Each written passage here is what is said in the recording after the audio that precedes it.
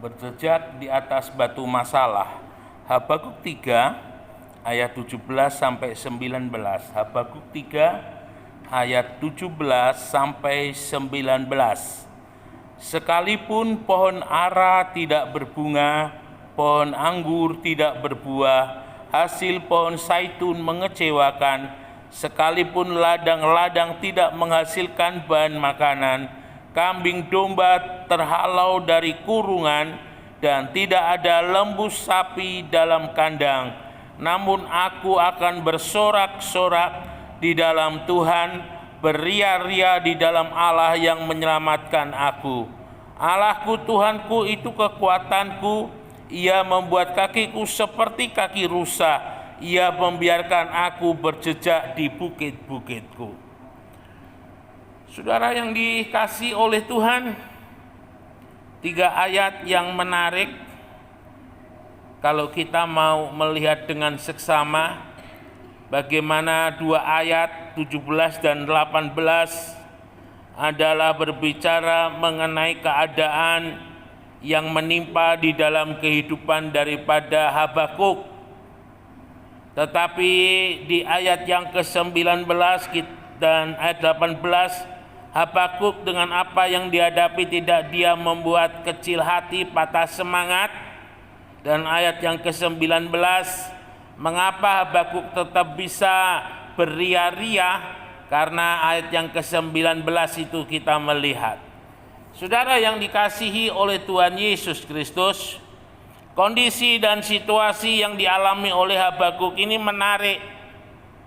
Karena di sana dikatakan pohon ara tidak berbunga, pohon anggur tidak berbuah, pohon zaitun mengecewakan, ya, kambing domba terhalau, lembu sapi tidak ada di kandang. Artinya tidak ada sesuatu lagi yang bisa diandalkan di dalam hidupnya. Tidak ada sesuatu lagi yang bisa menghidupi di dalam kehidupannya. Satu kondisi, satu keadaan yang benar-benar kalau boleh saya bilang sulit dan sukar.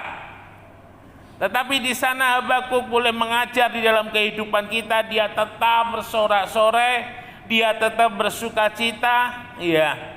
Seperti yang dikatakan oleh firman Tuhan, sekali lagi kukatakan mengucap syukur, bersukacita. Meskipun ada banyak masalah, meskipun ada banyak persoalan, meskipun sedang menderita sakit, mengapa bisa? Karena di sana Habakuk berkata bahwa Tuhan yang membuat kaki-kaki perjalanan hidupnya kuat bagaikan kaki rusa yang berpijak di atas bukit-bukit.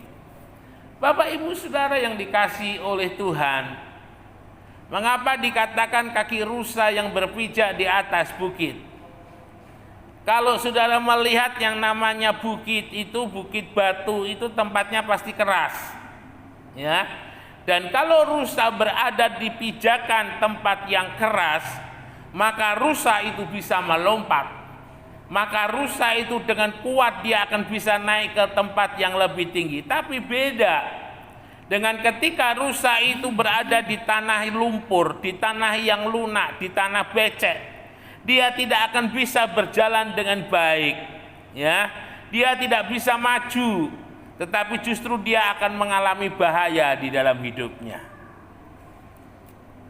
Ketika kita bermain sebuah bola, ya, seperti yang Bapak Ibu Saudara tahu, bola itu dia bisa mantul ketika dilempar di tanah.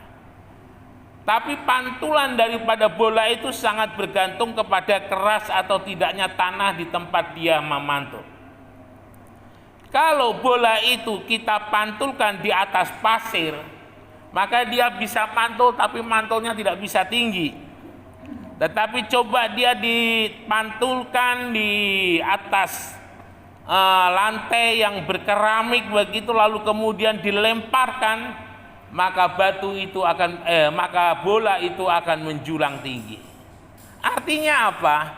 Artinya di sini memberi sebuah gambaran di dalam kehidupan kita bahwa batu yang keras itu justru Tuhan izinkan terjadi untuk membuat kehidupan kita melompat lebih tinggi lagi. Batu itu Tuhan izinkan dalam kehidupan kita untuk kita boleh naik lebih tinggi. Ya. Jadi mau tidak mau batu itu harus sungguh-sungguh harus kita hadapi, tidak boleh kita hindari. Kalau kita menghindari batu, maka kita tidak bisa naik lebih tinggi. Bola itu tidak bisa mantul ke atas. Tetapi ketika kita berada di batu itu, ya, maka kita akan bisa naik lebih tinggi lagi, lebih ke atas lagi. Saudara yang dikasihi oleh Tuhan, kita melihat pengalaman yang dialami oleh Daud.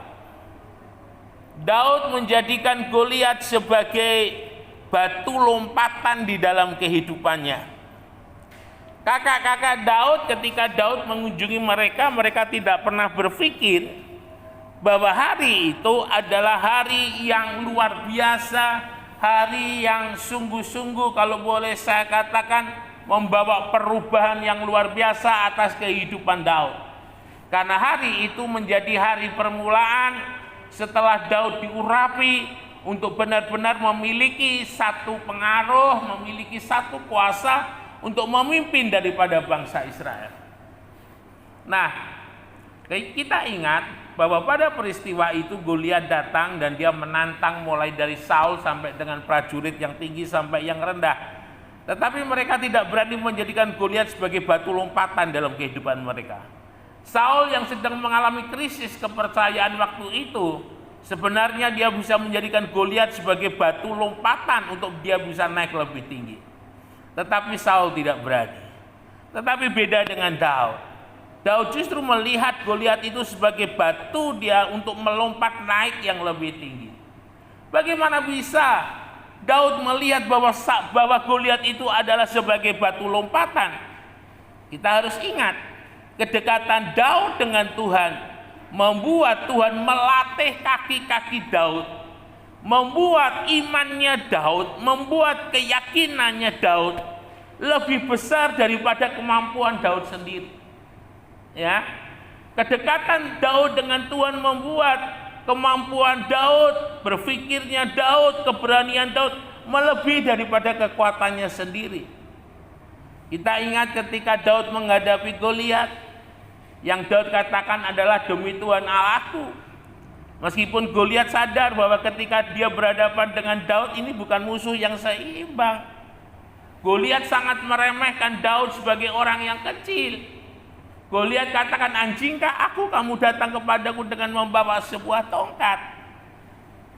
Tetapi kita melihat bagaimana keberanian Daud menjadikan Goliat sebagai batu lompatan untuk dia boleh naik lebih tinggi. Daud tidak menghindari Goliat, Daud menghadapi Goliat. Daud tidak sendiri, Daud bersama-sama dengan Tuhan. Dan itu yang membuat Daud memperoleh kemenangan. Kita ingat juga peristiwa yang lain, yaitu Yusuf. Bagaimana Yusuf kehidupannya di Mesir dijadikan sebagai batu lompatan untuk Yusuf boleh mewujudkan mimpi-mimpinya. Yusuf tidak tahu ketika Tuhan memberikan mimpi bahwa dia akan menjadi orang yang lebih besar daripada saudara-saudaranya kalau bisa diaplikasikan, kalau bisa digambarkan dengan mimpi yang dialami oleh Yusuf. Daud tidak tahu bagaimana caranya nanti dia bisa menjadi lebih tinggi daripada saudaranya. Tetapi justru yang menarik, untuk mewujudkan mimpinya itu terjadi dalam hidupnya, Yusuf harus masuk ke dalam lubang sumur yang kering.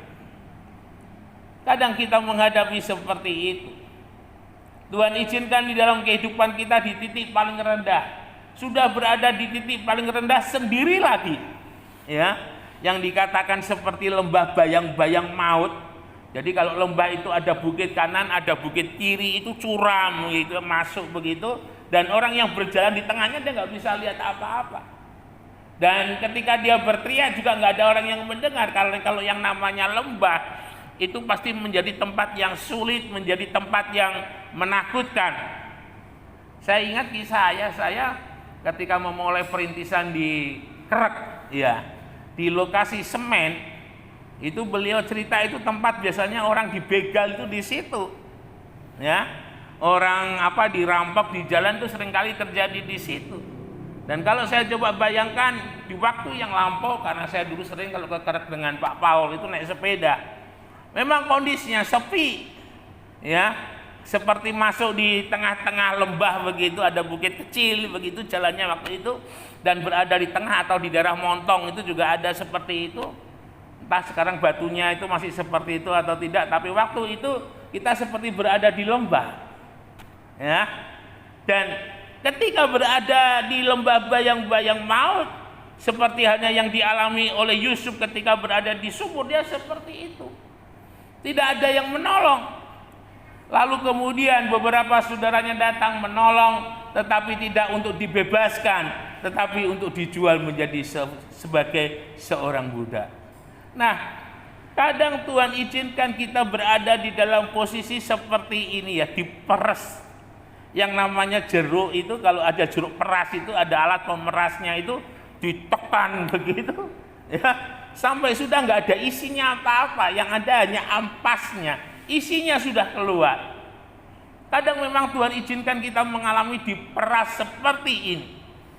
Ego kita dihancurkan, kepandaian, pengalaman, kehebatan kita benar-benar saat itu tidak ada lagi gunanya. Ya, hanya Tuhan yang bisa kita berseru, hanya Tuhan di mana kita bisa memanggil, tidak ada yang lain. Seperti yang dikatakan oleh Habakuk tadi, semuanya mengecewakan. Kambing domba terhalau sudah, ya, lembu sapi nggak ada di kandang, pohon ara tidak berbuah, pohon anggur tidak berbuah, pohon ara tidak berbunga. Tidak ada yang bisa menjadi andalan lagi pada saat seperti itu. Tapi justru itu menjadi sebuah titik, kalau boleh saya katakan, perjumpaan pribadi Yusuf dengan Tuhan. Ya, jadi ketika kita mengalami kondisi yang paling sulit, paling sukar, paling menderita, paling di bawah dalam hidup ini, izinkan Tuhan untuk membelai dalam hidup saudara. Izinkan Tuhan untuk memegang tangan saudara. Karena dalam kondisi seperti itu, maka kita akan boleh menikmati Tuhan mengangkat. Orang kalau dia mau tenggelam, ya, dan masih punya kekuatan, dan dia tidak bisa berenang, dan masih punya kekuatan, dia akan sulit. Tetapi ketika dia sudah diam, maka dengan gampang dia akan ditarik keluar, ya, dibantu oleh penolong yang berenang untuk keluar dari air yang akan menenggelamkan dalam hidupnya. Yusuf luar biasa. Justru dia menemui pengalaman pribadi dengan Tuhan. Mengapa saya katakan demikian? Ketika berada di rumah Potifar, Yusuf bekerja dengan baik, ya. Firman Tuhan katakan dia menjadi orang yang baik, dan Tuhan memberkati di setiap yang dikerjakan, dan itu membuat simpati daripada Potifar. Tanpa disadari, Yusuf sedang melukis perjalanan hidupnya yang semakin jelas untuk menuju kepada masa depan yang penuh pengharapan. Ada rintangan, ada halangan, dia difitnah masuk dalam penjara, tetapi itu sudah tidak seberapa dibanding dengan ketika dia berada di sumur dan dijual menjadi budak. Ya, sampai akhirnya waktunya Tuhan, Yusuf benar-benar diangkat menjadi orang kedua di Mesir, dan semua saudaranya sujud menyembah kepadanya. Nah, ini satu pelajaran yang indah.